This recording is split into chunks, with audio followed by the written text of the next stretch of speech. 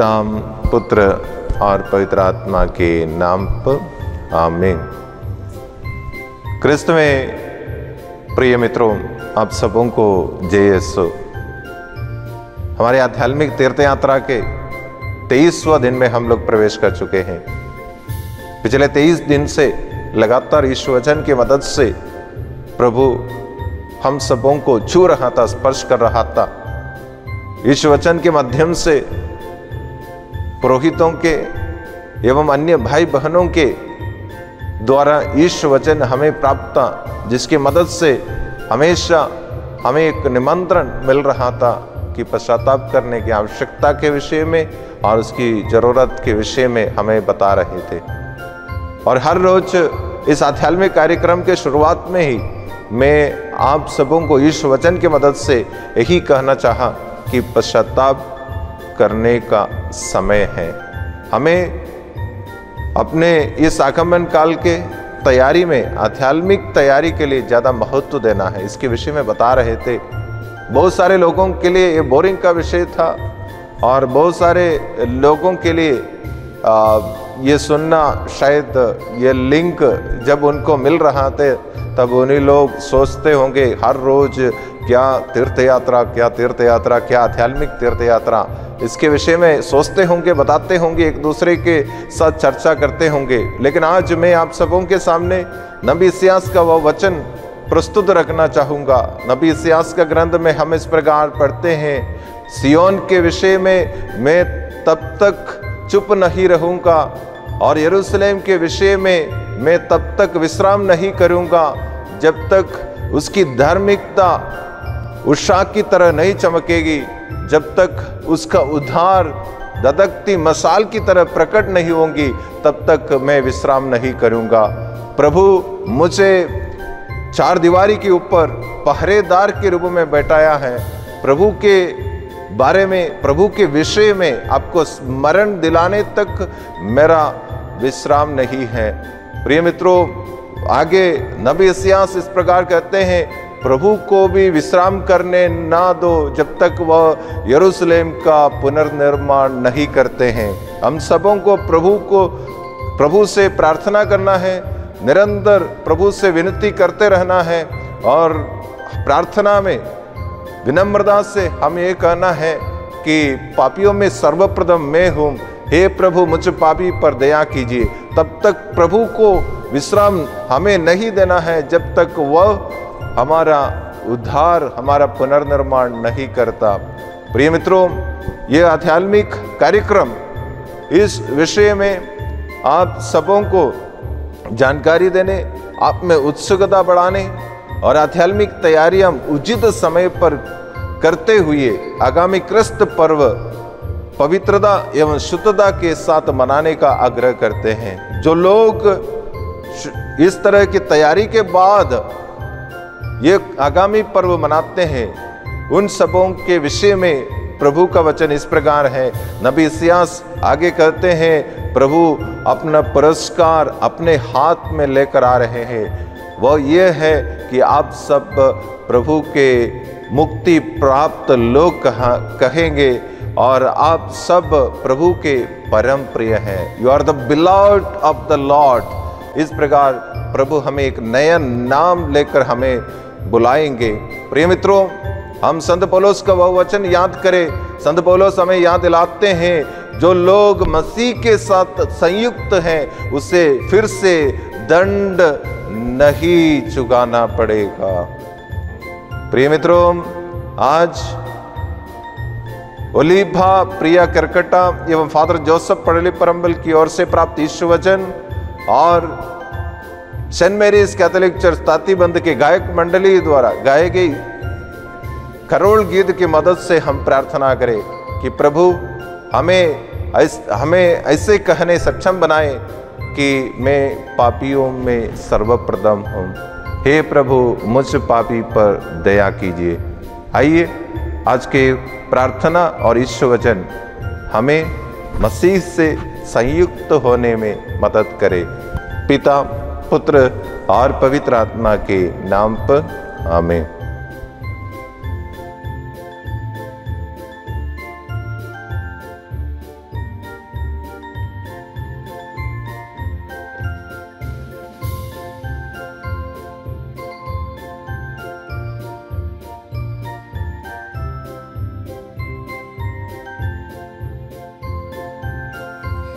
आप सभी को मेरा जय यीशु।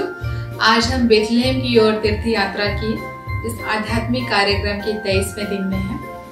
अब हम हमारे बालक यीशु के जन्मोत्सव के दिन के बहुत ही नजदीक हैं। मैं विश्वास करती हूँ कि हम सभी बहुत ही उत्साह और उमंग के साथ में हमारे प्रभु यीशु ख्रिस्त के जन्मोत्सव की तैयारियों में बहुत ही लगन के साथ लगे हुए हैं। तो भाइयों और बहनों, आइए हम इस आध्यात्मिक तैयारी की कड़ी को आगे बढ़ाते हैं और कलोसियों के नाम संत पौलुस के पत्र से अध्याय 1 पद संख्या 15 से 20 तक के वचन पर विचार करते हैं।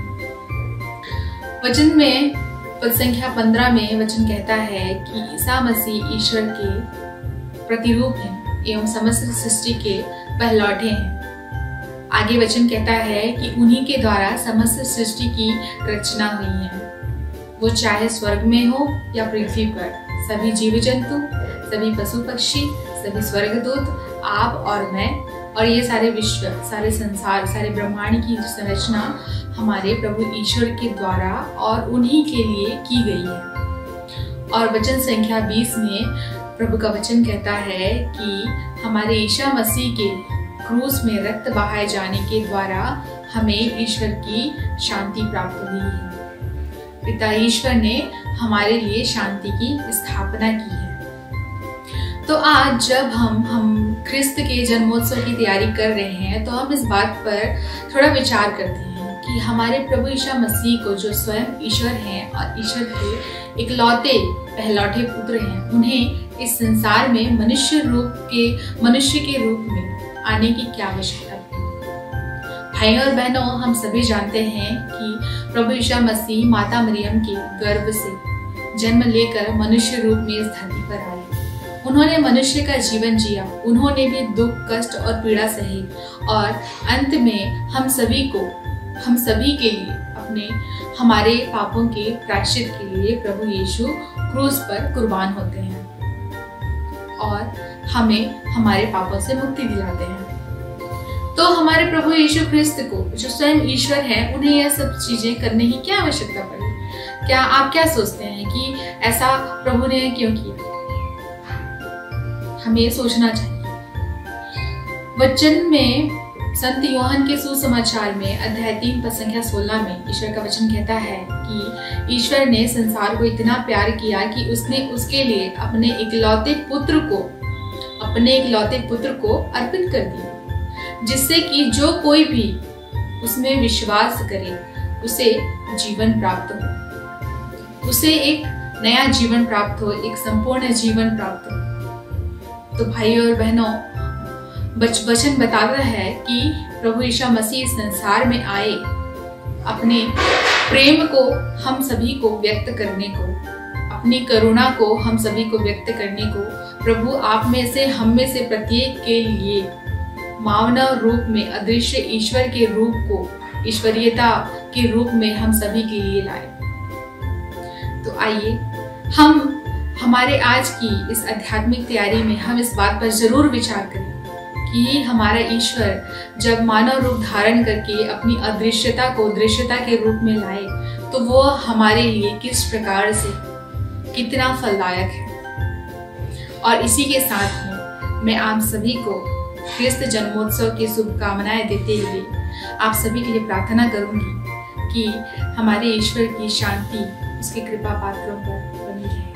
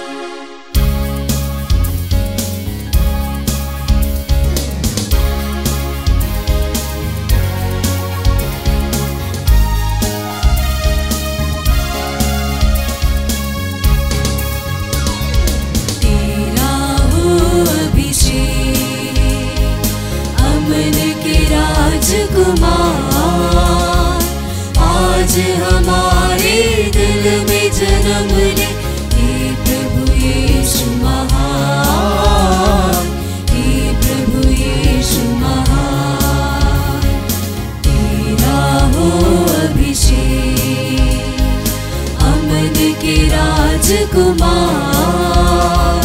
आज हमारे दिल में जन्म ले, हे प्रभु यीशु महान, हे प्रभु यीशु महान।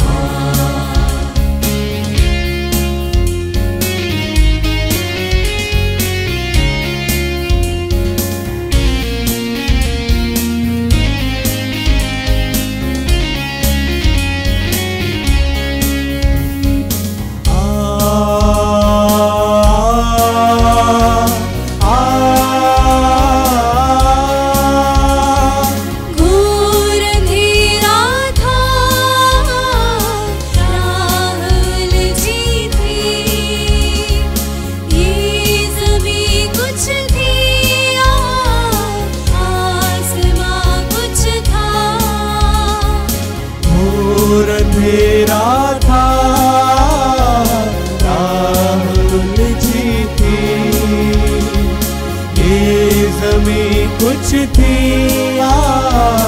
आसमां कुछ था। तूने आकर फिर संभाला, तूने आकर फिर संभाला, तेरा प्रेम अपार, तेरा प्रेम अपार, तेरा हो अभिषेक, अमन के राजकुमार, आज हमारे दिल में जन्म ले, हे प्रभु यीशु महान, हे प्रभु यीशु महान।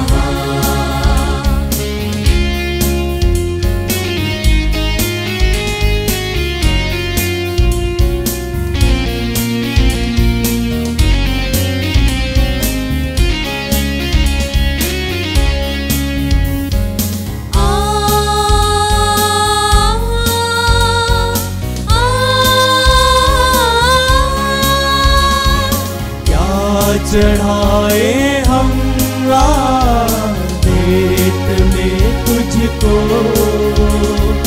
सोना मुरलो बाना नहीं कबूल तुझको। क्या चढ़ाए हम भेंट में तुझको, सोना मुरलो बाना नहीं कबूल तुझको।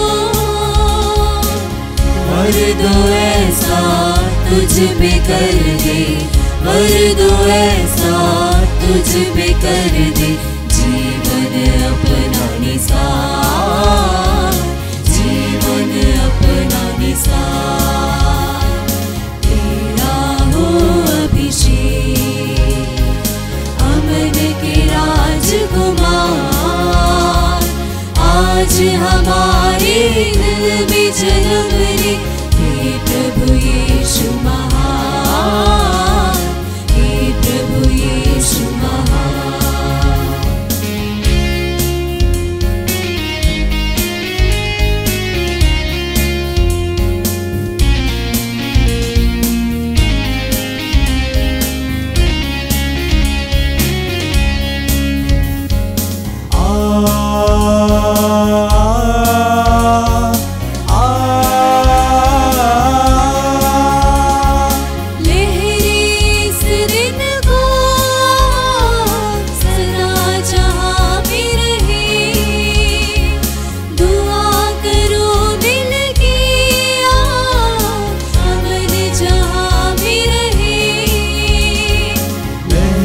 इस दिन को सदा जहां में रहे, दुआ करो मिलके अमन जहां में रहे। हम जहां जिस हाल में हो, हम जहां जिस हाल में हो, करे तेरा ही प्रचार, तेरा ही प्रचार, तेरा हो अभिषेक, अमन के राजकुमार, आज हमारे दिल में जन्म ले हे प्रभु यीशु महान, हे प्रभु यीशु महान। तेरा हो अभिषेक अमन के राजकुमार, आज हमारे दिल में जन्म ले हे प्रभु यीशु महान, हे प्रभु यीशु महान। हे प्रभु यीशु महान, हे प्रभु यीशु महान, हे प्रभु यीशु महान।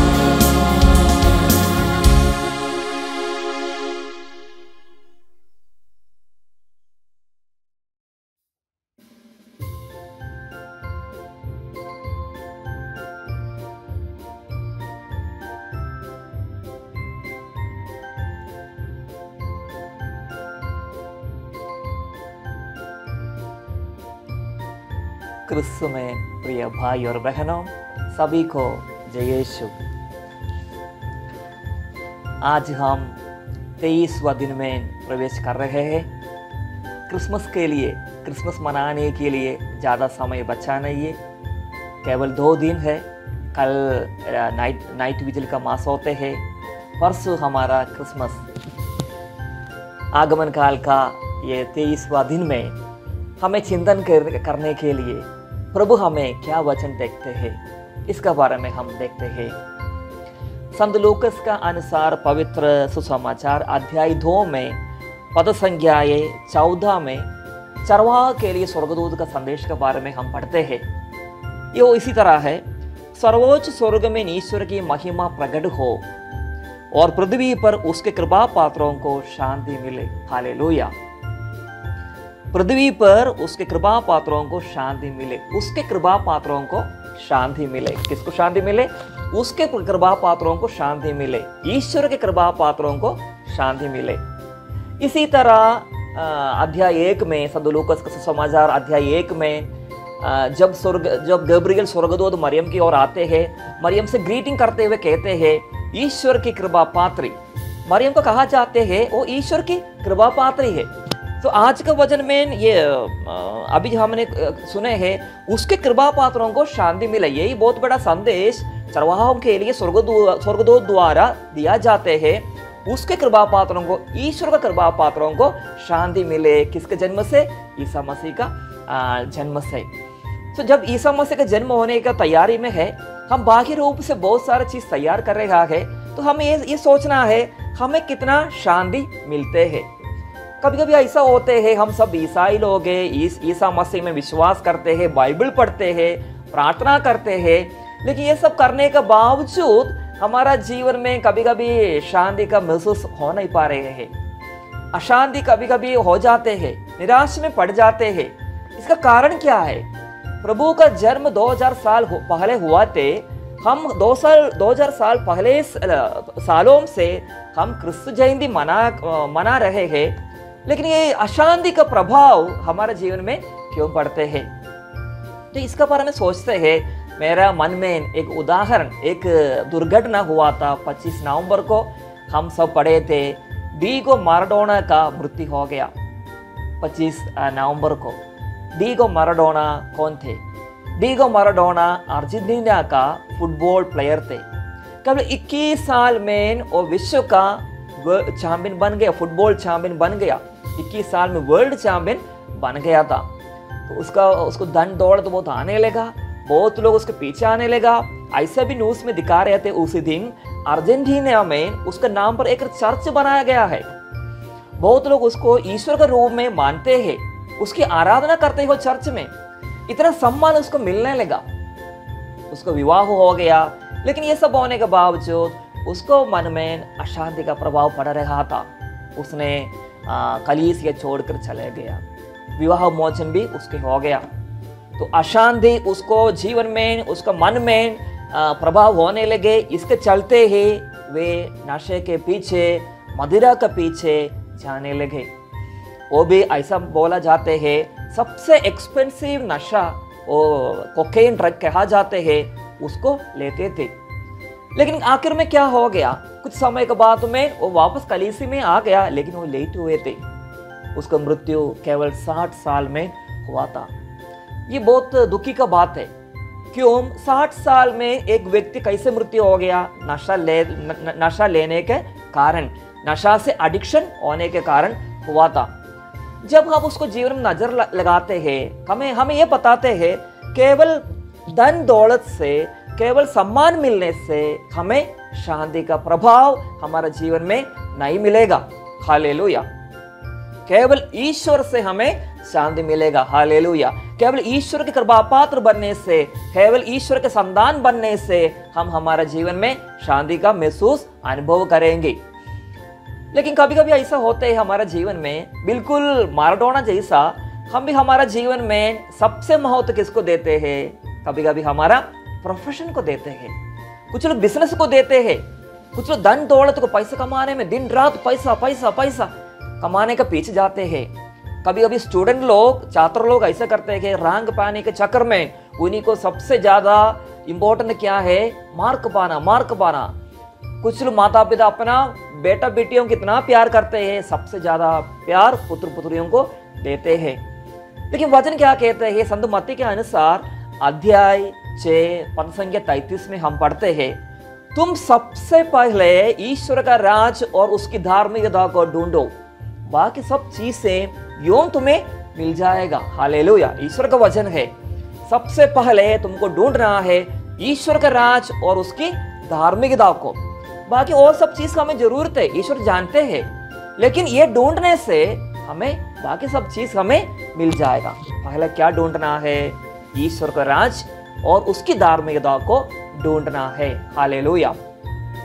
जब हम ईश्वर की राज ढूंढते हैं, उसकी धार्मिकता को ढूंढते हैं, तभी हम अपने आप ईश्वर की कृपा पात्री बन जाते हैं। ईश्वर का जो शांति हमें मिल जाते हैं। हालेलुया। बिल्कुल इसी तरह संत मत्ती के अनुसार अध्याय 22 में एक शास्त्री आकर प्रभु से सवाल करते हैं, पूछते हैं, प्रभु सबसे बड़ी और पहली आज्ञा कौन सा है और क्या है? ईसा जवाब देते हैं, ईसा कहते हैं, तुम तुम्हारी पूरी शक्ति से, सारी आत्मा से, सारी बुद्धि से, सारे हृदयों से ईश्वर को प्रेम करो, ये सबसे बड़ी और पहली आज्ञा है। जब हम पुत्र पुत्रियों को प्यार करते हैं, सबसे पहले हमें ये सोचना है आज और नहीं कल उन लोग शायद हम छोड़ सकते हैं।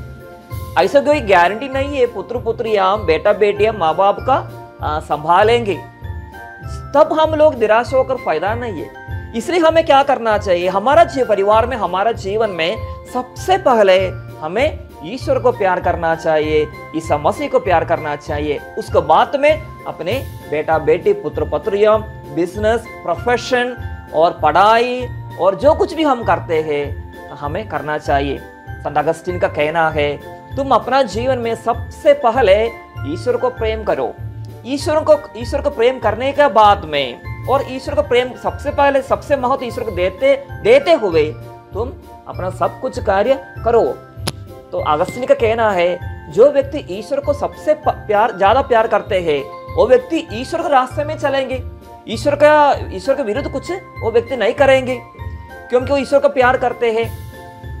जब हम क्रिस्त जयंती की तैयारी में है, क्रिस्तु हमारे हृदय में जन्म होने जा रहा है, ये क्रिसमस हमें याद दिलाती है, हमसे एक सवाल पूछती है, हम कितना महत्व ईश्वर को देते हैं, ईश्वर का स्थान हमारे जीवन में कहाँ पर है। हम प्रार्थना करें, हम कोशिश करें ईश्वर का कृपा पात्री बनने के लिए, ताकि जो ईश्वर का शांति स्थायी रूप से हमारा जीवन में हम अनुभव करें। हम प्रार्थना करें पिता और पुत्र और पवित्र आत्मा की नाम पर। आमीन।